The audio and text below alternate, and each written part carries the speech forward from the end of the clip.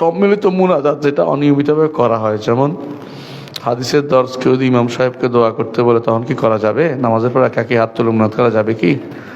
তিনটাই জায়েজ। অনিয়মিতভাবে অর্থ কি? মানুষ বিপদে আছে, আসা বলছে দোয়া করবে না, তো বলতে আমরা দোয়া করবো না, এটা কোনো কথা হলো? দোয়া করবেন আপনি, বিপদে পড়ে, বিপদে আছে, বহুত বিপদ। হ্যাঁ, কিন্তু অনিয়মিত মানে নিয়ম বানায় ফেলা যাবে না। অথবা তিনি হেফজ করছেন, মানে কোরআন খতম, কোরআন নয়, হাদিসের পড়া শেষ করেছেন, দাস দিচ্ছেন, তার মনে হলো যে আমরা একটা বড় কাজ করেছি, আল্লাহর কাছে দোয়া কাজ কবুল করে, এটাও জায়েজ আছে, কোনো সমস্যা নেই। আমি আমার শেখ আলী আব্দুল হুযাইফিকে জিজ্ঞাসা করেছি, বুঝলাম বাস কোনো সমস্যা নেই এটাতে। সমস্যা কোনো নিয়ম বানিয়ে ফেলা, যখনই তখনই দোয়া, অথবা শেষ হলে দোয়া করতে হবে, এটাও ঠিক নয়।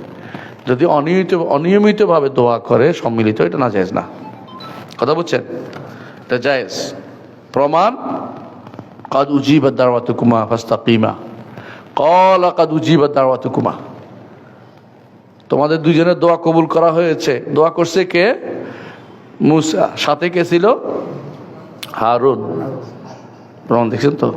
শুধু এটা না, রাসূলুল্লাহ সাল্লাল্লাহু আলাইহি ওয়াসাল্লামের কাছে এক এসে বললো যে ইয়া রাসূলুল্লাহ, আমি চোখে দেখি না, আমার জন্য দোয়া করেন। রাসূল দোয়া করছে,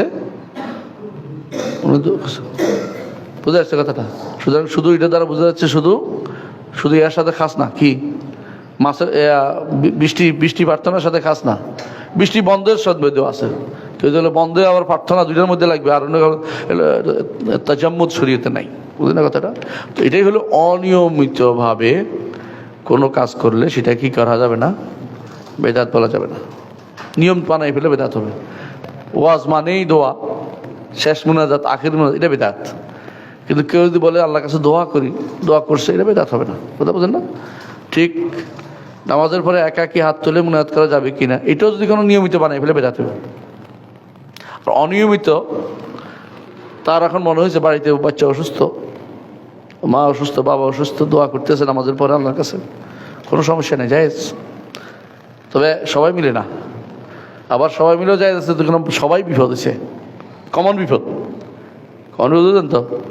যেমন কারো কি হয়েছে, করোনা লাগছে, খরা লাগছে, অথবা চিকনগুনিয়া হচ্ছে, অথবা ডেঙ্গু হচ্ছে, আসে সবাই মসজিদে আসে বলে আমরা একটা চিকনগুনিয়া বিপদে আছি, দোয়া করেন, সবাই দোয়া করলো, এটাও জায়েজ। এগুলোকে বেদাত বলা হয় না, এগুলি না শিখলে বিপদ।